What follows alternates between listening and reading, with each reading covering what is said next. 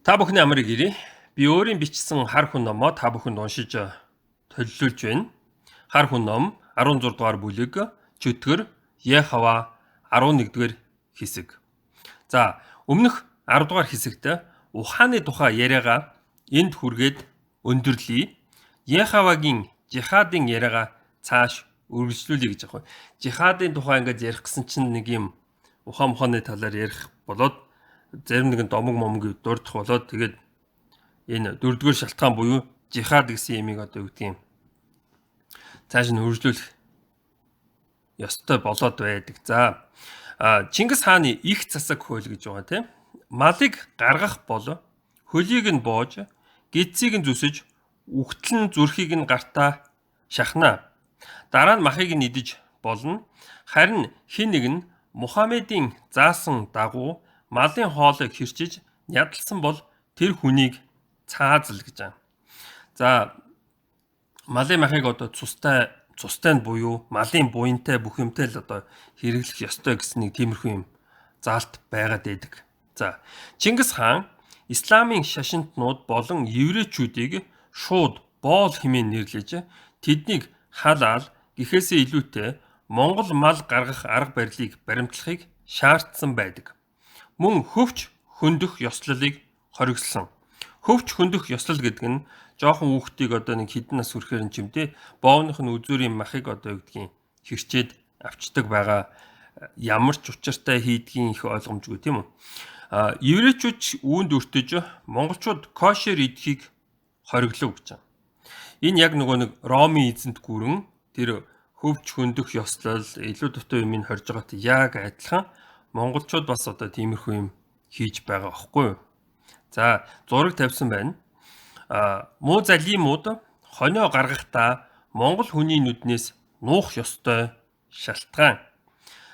Монгол хүн одоо малчин монгол хүнээс яагаад хонио ингэж гаргаж байгааг нуух ёстой юм гэж.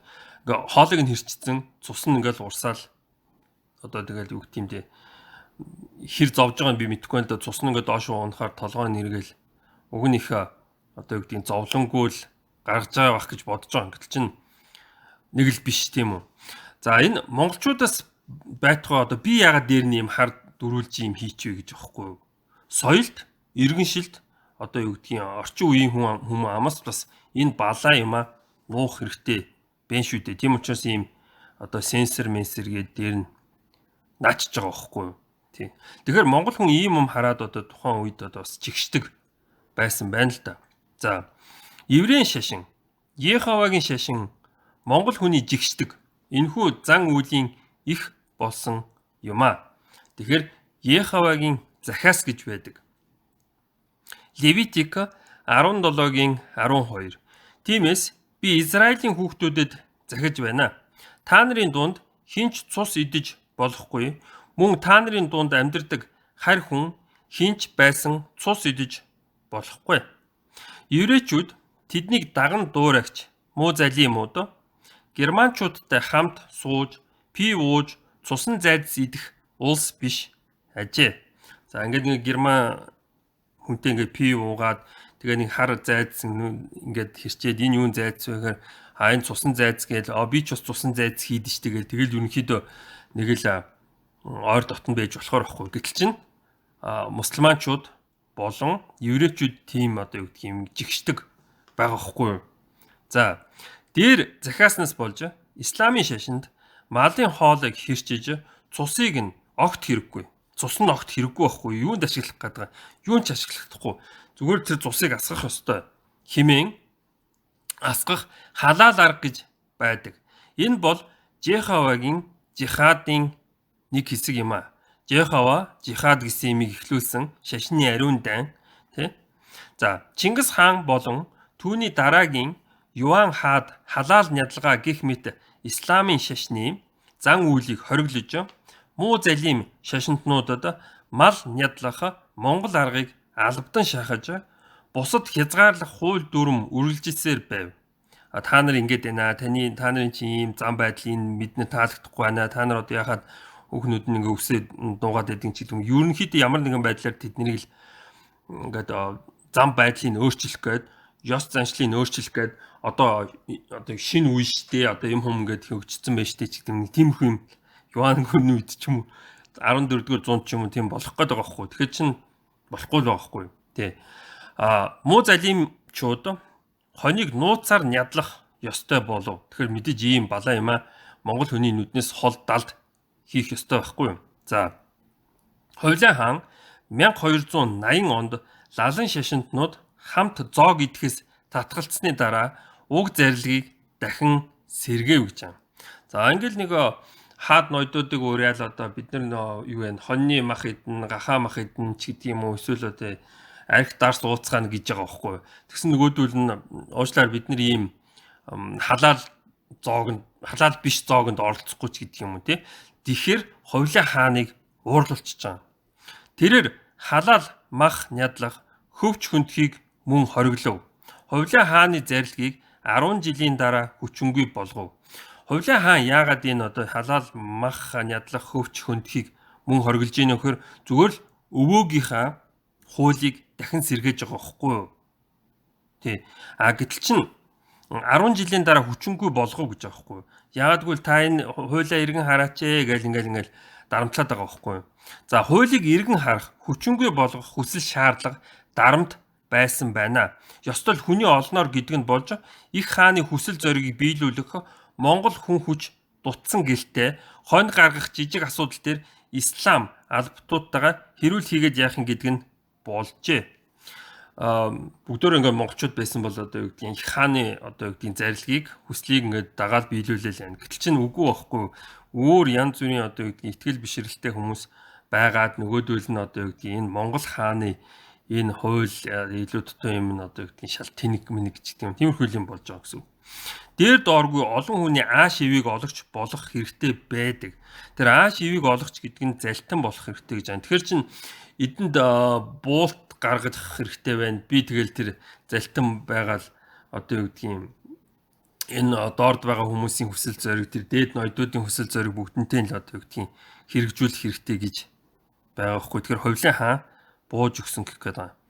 Улмаар Чингис хааны хууль цаазыг баримтлах монголчууд муу залим болчихсон нүүдэлчидтэй ад үзэгдэх шинжтэй болов гэж байна. Хятад орныг тогтоон барьж байсан нүүдэлчдийн дараачийн үе улам хятадчиж байв. Мэдээж ингээл хятад ихнэр аавна хүүхэд нь ингээл хагас хятад юм төрн тэгэл эргэн тойрон бүгдөө л хятадаар ярина тэгэл магадгүй хятадаар бичцгээ эзэг болно тэгэл ер нь улам л хятадчиж байгаа байхгүй юу. Монголчуудыг хөөж хятад орныг цэвэрлэх ховсгол хөдөлгөөн байнга өрнөх боловоо гэж байна. Христийн шашнаас исламын шашинд орох явдал бол нэг л алхам байлаа. Нэг л алхам гэдэг нь маш амархан л гэсэн утгаар Христийн шашин шүтдэг байсан түрэг угсааны нүүдэлчид одоо муу залимууд болоод хонь ямаага биднээс илүүд үзлээ. Биднийг цэргийн албанд боолцолцоход өөрсдөө юу ч хийхгүй наргиж цингэн хятадууд бол бидэнтэй адил дарлагдсан хүмүүс дарлаачид сүнтгүй хамгийн гол нь тэд бидний бурхны үгийг хорж байна гих мэтэр хилэлцэж байсан бизээ. Энэ Монгол гээд жижигхэн үндэстэн яагаад ийм шашны хэрэг дуртай яагаад ийм шашинлаг юм бэ? Яагаад тэр одоо юу гэдгийг халаал кошер мошерийн хорих гээд идгийн ер нь Чингис хаан ер нь ямар хачин хүн бэ гэж тийм. За эцэст нь гэж байна. За 14-р зуунд хятад даяар өлсөглөн тахал тариачдын бослого дэгдэх үед Жу Юанжан хаалтан дотор 1328-аас 1398 он улаан алчууртны бослогыг удирдах байваа. Улмаар хятад орныг байлдан дагуулж Монгол засаглалт Даян одоо хятадаар Да Юан гэдэг гүрнийг унгажээ. За зураг тавьсан байна, дөрвөн зураг тавьсан байна. За энэ болохоор эхний 3 нь болохоор тэр Жу Юанжан гэж байна. За хамгийн сүүлийн одоо тэр бодит хүний зураг тавьсан нь болохоор Ричард гэдэг нөгөө Хонконгийн жүжигчин байгаа хошин шогийн жүжигчин тийм үү Чаки Чантай тоглодог. Тэгэхээр Ричардтай нилээд төстэй. Тэгтээ нилээд одоо юу гэдгийг царай муутай тийм хүн гарч иржээ. Тэр одоо хятад орныг аврагч Мин улсын анхны эзэн хаан болох юм а.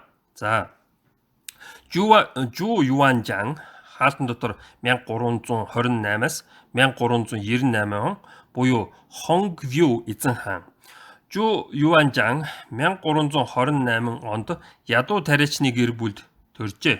Хятад оронд зөнч үзмөрч хүмүүс байх бөгөөд хятад орныг аврах хүн их онцгой дүр төрхтэй байна гэсэн тийм зөвнөл байжээ. Хаалтан дотор National Palace Museum хятадын үндэсний одоо ордны музей гэсэн тийм газар иймэрхүү юмыг бичиж байгаа байхгүй юу? Одоо зөнч үзмөрч хүмүүс их царай муутай хүн хятад орныг аварна шүү гэж зөвгөнсөн байгаа даа. За англиар бичсэн байна. Энэ хэсгийг орчуулдаг байна. Many excellent painters lost their lives when painting the emperor too close to reality. Ирвэн Күлтэнгрэн гэж байна. Энэ юу гэсэн үг вэ гэхээр эзэн хааныг харагдаж байгаатай нь их ойрхон дүрсэлснээс болж олон чадварлаг зураачид амиа алдсан байдгаа гэж бичиж байна. За гэж байгаагаас үзэхэд нилээд лорд буюу дарлаач хүн байжээ. Тэр хятад одоо юу гэдэг юм Монголын дор дарлагдж байна гэж яриад өөрсдийнхөө төр тулсыг байгуулж байгаа хгүй. Гэтэл чи өөрсдийнх нь төр тулс нь улам бүр амар одоо юу гэдэг юм дарлаач байхгүй юу? Монгол ноён одоо нэг хятад хүнээр зураг зурууллаа гэхэд өөрийг нь муухай зурлаа гэд толгойг нь авахгүй штэ. Тийм муухай ааштай одоо Монгол ноён байх уу гэж байна. За. Исламын шашинтай хүмүүсийн дэмжлэгтэйгээр хятад орны эзэн болсон Жу 100 үгтэй исламын шашныг магтаалдаа Мухаммед бол хамгийн эрхэм мэрэгэн ухаантай юм гэж төгсгөжээ. За. Гэхдээ Сталин шиг хувьсгал хамт хийж явсан анд нөхөд цэргийн жанжидаа бослого дэгдэхэр зэр зэвсэг хүн хүч хураасан гих мэд янз бүрийн шалтгаанаар цаазалсан байдаг. Тэгэхээр энэ Мин улсыг байгуулж ингээд генералууд байсан тэд нар одоо юу гэдгийг Монголын одоо цэрэг аримтад тулалдаад том ялалтуудыг одоо ингээд байгуулж исэн ч гэдэг юм те. Өөрөөр хэлбэл монголчуудыг одоо юу гэдгийг их алж исэн тийм жанжнууд байдаг байхгүй юу? Энэ эзэн хаан өөрөө болохоор ерөнхийдөө ажил баг хийсэн гэж би хэлнэ. Ажил баг хийсэн их дайцсан юм байхгүй. Зүгээр генералуудаа ерөнхийдөө явуулж исэн ч гэдэг юм те. Тэгснээ тэр одоо юу гэдэг Сталин шиг хамтдаа хувьсгал гаргаж исэн тэр цэргийн эргэтэн дархтнуудаа алж устгасан байдаг. За. Жу эзэн хаан жанжин нэрт алуурчдыг гисгэн цээрлүүлснээрээ Тэнгэр бурхтын биш юмаа гэхэд амиа алдсан хүмүүсийн сүнсийг аргаж чадсан шиг байна. За, өнөөдрийн хувьд ингээд зогсъё. Анхаарал тавьсанд баярлалаа.